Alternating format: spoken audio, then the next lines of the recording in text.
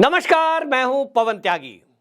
तो भाई, जैसा कि हमने आपको सर्वे में बताया था, ठीक उसी के अनुसार रिजल्ट आ रहा है। और आप देख रहे हैं कि जो मैंने कहा था कि राजस्थान में कांग्रेस 50 का आंकड़ा पार नहीं करेगी, वोटों की गिनती जारी है। कांग्रेस 70 पर दिखाई दे रही है, वहीं भारतीय जनता पार्टी राजस्थान में 105 का आंकड़ा पार कर रही है। और मैं बता रहा हूं कि जब ये सारे राउंड फाइनल हो जाएंगे तो मेरा सर्वे आपको सही होता दिखाई देगा। राजस्थान में भारी बहुमत के साथ भारतीय जनता पार्टी वापसी करेगी। तिजारा से बाबा बालकनाथ, जिनको हमने कहा था कि वो सीएम बनने जा रहे हैं, वो भारी बहुमत के साथ आगे चल रहे हैं, जबकि अभी फर्स्ट राउंड की ही अभी शुरुआत हुई है और अभी चुनाव आयोग का डाटा आना शुरू हुआ है। बैलेट की गिनती हो चुकी है और बैलेट में राजस्थान में जो मैंने बताया 105 का आंकड़ा पार कर लिया है भारतीय जनता पार्टी ने। कांग्रेस 70 से 75 पर अटकी हुई है।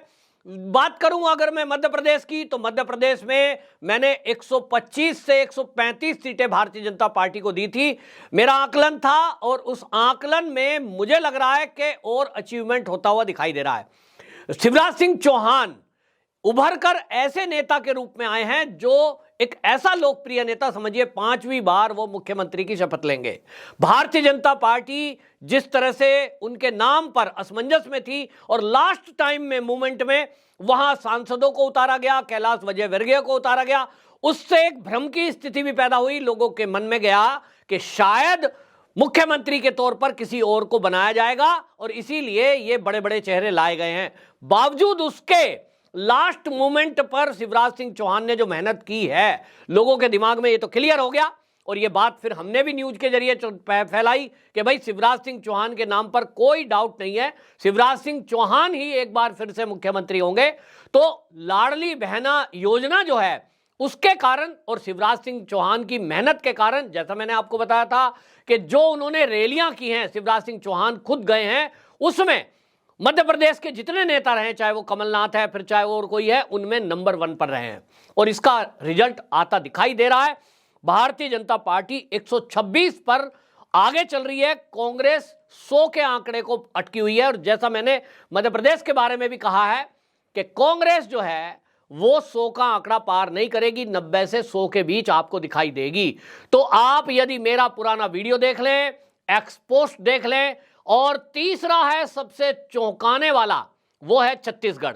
छत्तीसगढ़ में आपको बताएं, मैंने आपको बताया था, याद होगा, याद कर लीजिए, पुरानी वीडियो उठा के देख लीजिए कि वहां भारतीय जनता पार्टी गठबंधन से सरकार बना सकती है।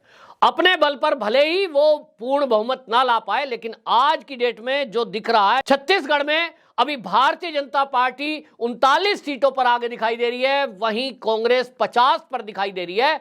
लेकिन जैसा मैंने कहा कि भारतीय जनता पार्टी वहां कांग्रेस से मात्र 5 सीटें आगे, पीछे का अंतर दिखाई देगा। और वो पूर्ति वहां कौन करेगा? जेसीसी, अजीत जोगी की पार्टी एक बड़ा रोल निभाने जा रही है।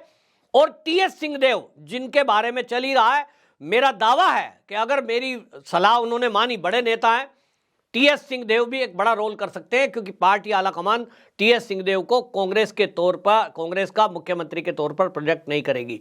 तो आपको मैं ये कह सकता हूं, अभी जो रुझान है, उन रुझानों के आधार पर छत्तीसगढ़ में भारतीय जनता पार्टी की सरकार बन रही है, अपने बल पर बन सकती है, जेसीसी को मिलाकर बन सकती है, और बीएसपी मिल जाए, सपोर्ट कर दे तो ये बन सकती है। और अन्य के साथ मिलकर के, जो अभी लग रहा था कि गठबंधन की सरकार, निश्चित रूप से 1-2 दलों की जरूरत भारतीय जनता पार्टी को पड़ेगी, लेकिन भारतीय जनता पार्टी जिस तरह से परफॉर्म कर रही है, और मैंने आपको यह भी बताया था कि जितने सर्वे हैं, असल में छत्तीसगढ़ को लेकर ये कह रहे थे कांग्रेस की सरकार बन रही है, उसका एक रीजन बताता हूं।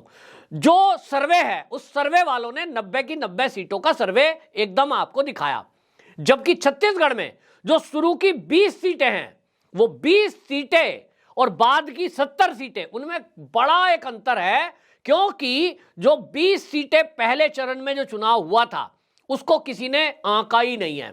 उसमें 20 में से 12 भारतीय जनता पार्टी के खाते में जाएंगी पहले फेज की, और 8 सीटें मात्र कांग्रेस के पास जाएंगी। तो ये जो अंतर है, जिसको ये कहा जा रहा था कांग्रेस लीड करेगी, पहले फेज में ही भारतीय जनता पार्टी ने लीड बनाई। दूसरे फेज की जो सीटें हैं आपको बता दूं 70 सीट में 28 सीट ऐसी है जहां त्रिकोणीय मुकाबला है, और उन त्रिकोणीय मुकाबले में हमेशा फायदा भारतीय जनता पार्टी के पक्ष में जाता है। लेकिन जो सर्वेयर हैं, जितने भी सर्वे वाले हैं, वो 28 सीट जिसके बारे में त्रिकोणीय मुकाबला है, कोई ये भी नहीं बता सकता मामला किधर जाएगा, कौन जीतेगा। निर्दलीय भी जीत सकता है, अन्य पार्टी का जीत सकता है, कांग्रेस का और बीजेपी का भी जीत सकता है। तो सर्वे वालों ने ये कैसे पता लगा लिया कि कांग्रेस जीत रही है या भाजपा?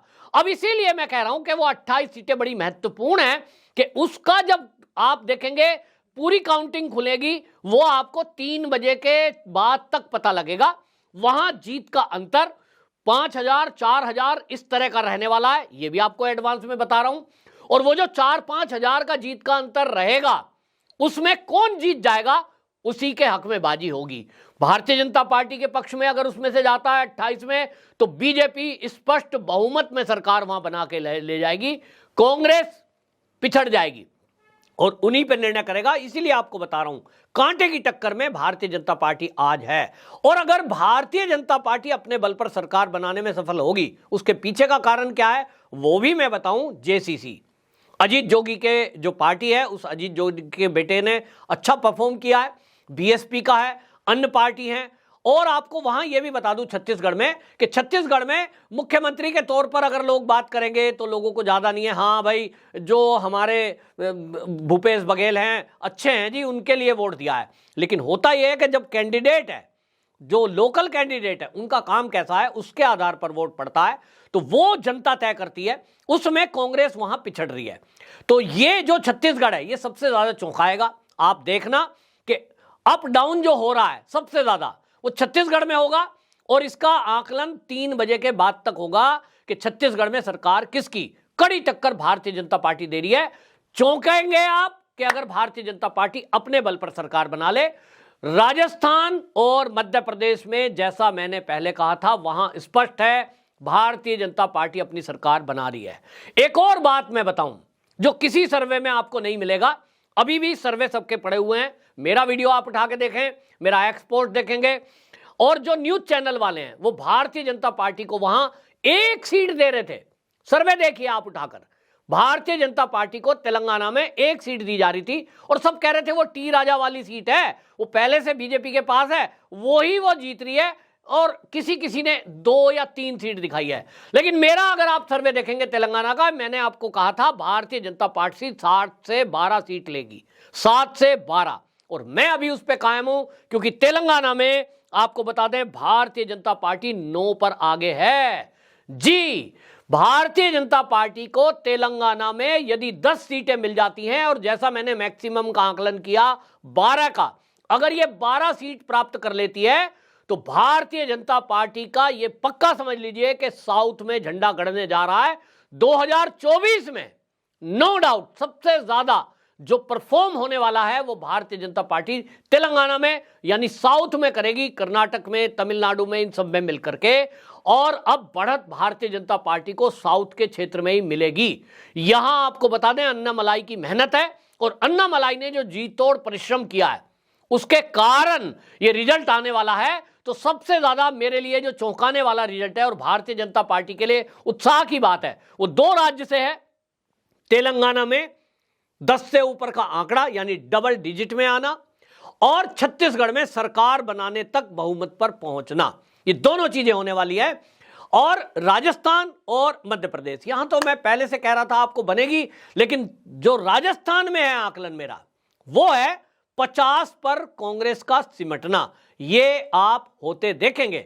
जहां तक चौंकाने वाला रिजल्ट है, अभी रुझानों में सचिन पायलट अपनी सीट पर पीछे चल रहे हैं, इससे चौंक रहे हैं, लेकिन मेरा अपना आकलन है कि सचिन पायलट चुनाव जीतेंगे, क्योंकि गुर्जरों ने जहां कांग्रेस को हराने के लिए एकजुट होकर बीजेपी को वोट किया है, तो सचिन पायलट तो उनका अपना है, जीतेगा ही जीतेगा, ये मेरा कहना है, क्योंकि गुर्जर बहुल सीट से वो लड़ रहे हैं। और उस जैसे नेता को, जो एक स्वच्छ छवि के नेता है, युवा है, उनको जीतना भी चाहिए।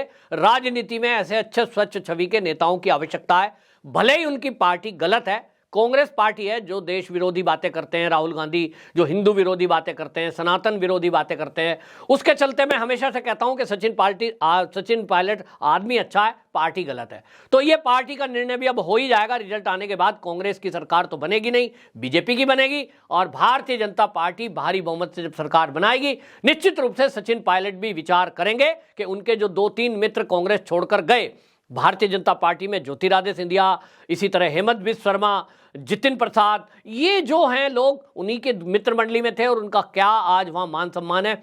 तो ये सब चीजें बात की हैं, लेकिन फिलहाल जो खबरें हैं वो ये आ रही हैं कि कांग्रेस खेमे में खलबली मच चुकी है। हेलीकॉप्टर और प्राइवेट जेट विमान वो बुकिंग कराए जा रहे हैं, ऐसी खबरें आ रही हैं। और एक तरफ डीके शिव कुमार को साउथ में ये कहा गया है कि भैया तेलंगाना में सरकार बनाने के लिए ये विधायकों को आप अरेंजमेंट करो। दूसरी तरफ छत्तीसगढ़ में भी इस तरह की तैयारी की जा रही है। तो ये कांग्रेस की बौखलाहट दिखाई दे रही है, लेकिन भारतीय जनता पार्टी के कार्यकर्ता उत्साह में। शाम तक होते होते आपको बता दूं 3 राज्यों में भारतीय जनता पार्टी स्पष्ट बहुमत की सरकार बना सकती है, 2 में तो दिख ही रही है और छत्तीसगढ़ में तीसरी सरकार। वंदे मातरम।